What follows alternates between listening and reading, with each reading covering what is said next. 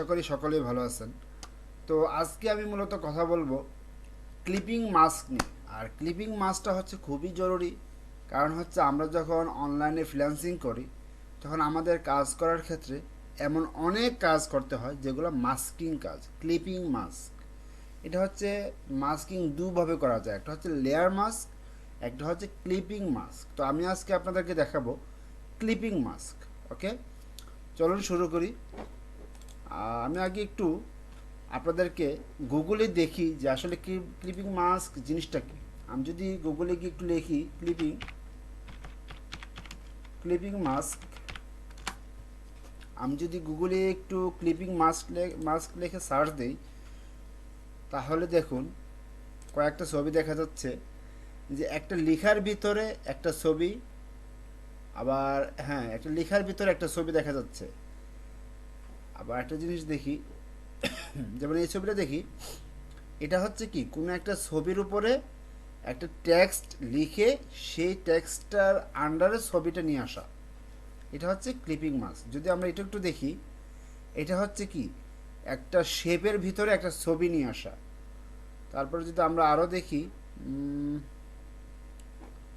আর কোনটা দেখবো, যেমন এই যে এটা, যেমন এটা হচ্ছে কি একটা লেখার ভিতরে একটা ছবি নিয়ে আসা, এটি হচ্ছে মূলত ক্লিপিং মাস্ক। এই যেমন এই যে এখানে একটা ছবির একটা শেডো, এই শেডোর ভিতরে একটা কি একটা ফটো অ্যাড করা, এটা হচ্ছে ক্লিপিং মাস্কের কাজ। ওকে, সো চলুন আজকে আমরা দেখব, যেমন এটা একটা শেপ নেওয়া, শেপের ভিতরে একটা ফটো অ্যাড করা।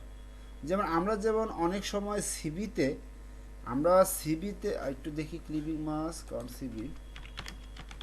আমরা সিবি যখন তৈরি করি, সিবির ভিতরে যখন রাউন্ড আকারে কোনো একটা বৃত্তাকারের ভিতরে একটা ছবি থাকে, সেটি হচ্ছে মূলত ক্লিপিং মাস্ক। ওকে, যেমন আমার এই যে ডান পাশে দেখেন, এই যে ডান পাশে একটা ছবি দেখা যাচ্ছে, এটা রাউন্ড, এটা কিন্তু রাউন্ড। রাউন্ড একটা কার্ভের ভিতরে যখন একটা ছবি অ্যাড করতে হয়, তখন এটা ক্লিপিং মাস্কের মাধ্যমেই করতে হয়। সো আজকে চলুন আমরা দেখব যে ক্লিপিং মাস্কটা কীভাবে করতে হয় ফটোশপের মাধ্যমে। নেক্সট ভিডিওতে আমি দেখাবো কিভাবে লেয়ার মাস্কিং করতে হয়। ওকে, সো চলুন। এই হচ্ছে আমার ফটোশপ। আমি একটা ফাইল নিব। ওকে, একটা ফাইল নিলাম 1200 বাই, সরি হয় নাই, 1200 বাই 1000 একটা ফাইল নিব, 1200 বাই 1000। ওকে, এখন সাপোজ এখানে আমি একটা টেক্সট লিখলাম,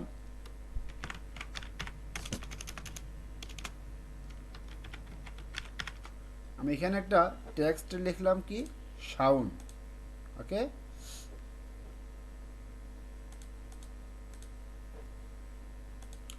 আচ্ছা এটাকে আমি একটু ফন্টটা চেঞ্জ করে দিই, একটু বোল্ড করে দিই, দেখি।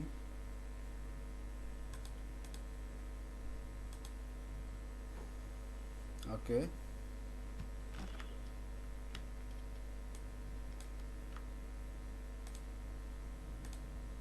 সাউন্ড। আচ্ছা, এটা কালারটা একটু চেঞ্জ করে দিই।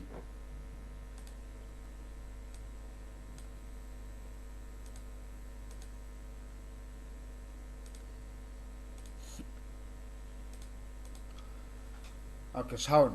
এখন আমি চাচ্ছি আমার এই লেখার ভিতরে আমি কোনো একটা ছবি অ্যাড করতে। আমি লেখার ভিতরে কোনো একটা ছবি অ্যাড করতে চাচ্ছি। আমি এখান থেকে গুগল থেকে একটা ছবি ডাউনলোড করে নিই। কোথায় গেল? ওকে, আমি একটু গুগলে যাব, একটা ছবি ডাউনলোড করে নিই, যেমন ন্যাচারাল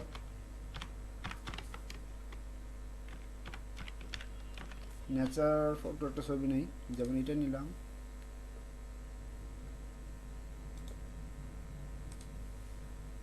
আমি চাচ্ছি যে আমার এই ছবিটা আমার লেখাটার ভিতরে আসবে। ওকে, আমি চাচ্ছি যে আমার এই ছবিটা লেখার ভিতরে অ্যাড করব। কিভাবে করব একটু দেখি।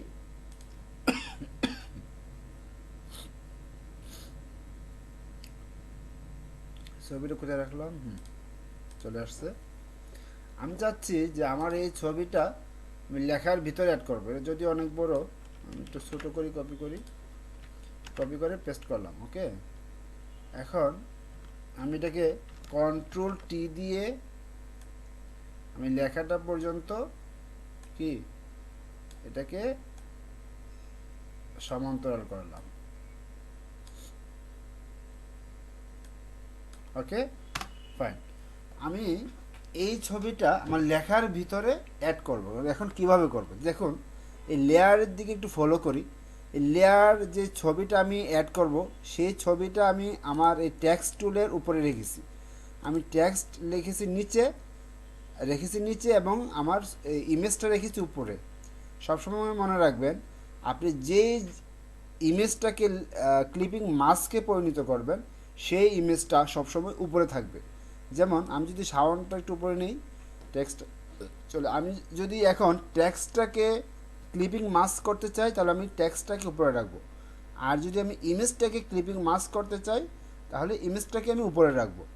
আচ্ছা, আমি একটু করি, তাহলে আপনারা বুঝতে পারবেন। আমি এই লেয়ারের কার্সরটা রেখে আমি আমার রাইট বাটনে ক্লিক করব। ক্লিক করার পরে দেখুন এখানে একটা অপশন আসছে, ক্রিয়েটিং ক্লিপিং মাস্ক। আমি এখানে একটি প্রেস করব। ওকে, এই দেখুন চলে আসছে। মানে আমার এই ছবিটা আমার এই টেক্সটের ভিতরে চলে গেছে, মার্জ হয়ে গেছে। আমার এই কি বলে এটা, ফটো, আমার এই ফটোটা আমার টেক্সটের সাথে কি মার্জ হয়ে গেছে, যার কারণে এটা হচ্ছে ক্লিপিং মাস্ক। মানে আবারও বলি, আপনারা যেই লেয়ারটাকে মাস্কে পরিণত করবেন, সেই লেয়ারটা সবসময় উপরে থাকবে। ওকে, আমি আবারও করে দেখাচ্ছি।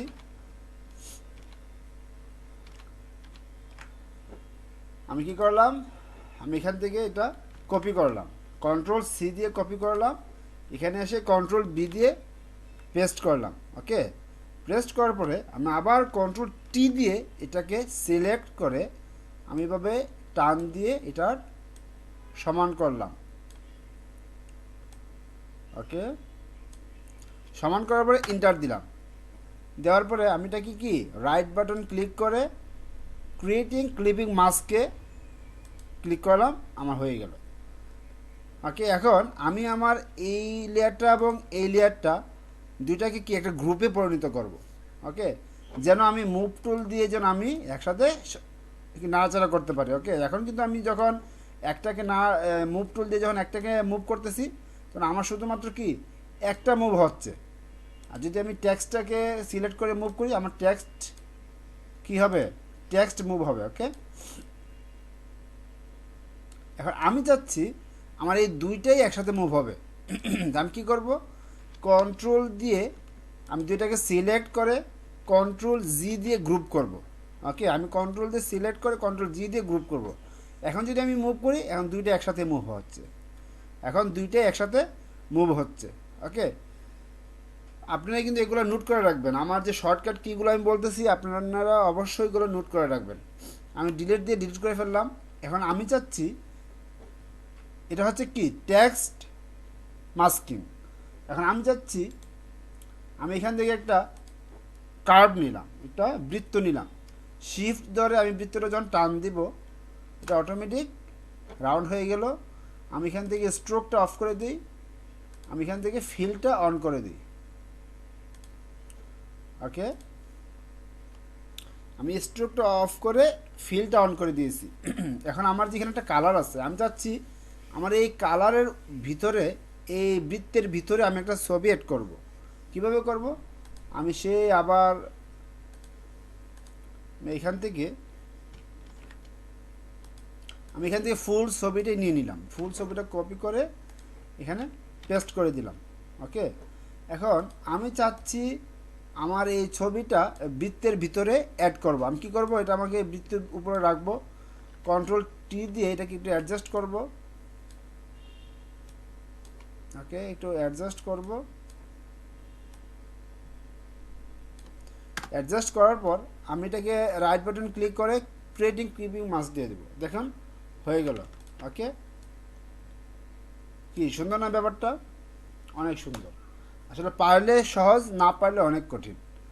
আমরা কি চাইলে এখন সিভিতে আমাদের ছবি অ্যাড করতে পারবো না এভাবে? অবশ্যই পারবো। আমরা গ্রাফিক্সের মাধ্যমে আমরা সিভি তৈরি করতে পারবো, এবং যেটা খুবই ইউনিক হয়ে থাকে গ্রাফিক্স ডিজাইনের মাধ্যমে, ফটোশপের মাধ্যমে যখন আমরা সিভি একটা মেক করি, তাহলে কিন্তু সেই সিভিটা খুবই ইউনিক হয়ে থাকে, কারণ আমরা যেভাবে খুশি সেভাবে ডিজাইন করতে পারবো। ওকে, আচ্ছা আমি আরেকবার দেখাচ্ছি। আমরা শেপ টুল থেকে একটা রাউন্ড শেপ নিব, শিফট ধরে যখন আমরা টান দেবো এটা গোল হয়ে যাবে। আচ্ছা এবার আমি স্ট্রোক সহকারে নেই। ওকে, এবার আমি কি দিলাম, স্ট্রোক সহকারে দিছি। হ্যাঁ, স্ট্রোকও আছে, ফিলও আছে। ফিল হচ্ছে কি ভিতরের কালারটা, স্ট্রোক হচ্ছে বাহিরের রাউন্ডের কালারটা। আমি কি করব, এটা কি কালার কপি করে আবার পেস্ট করি।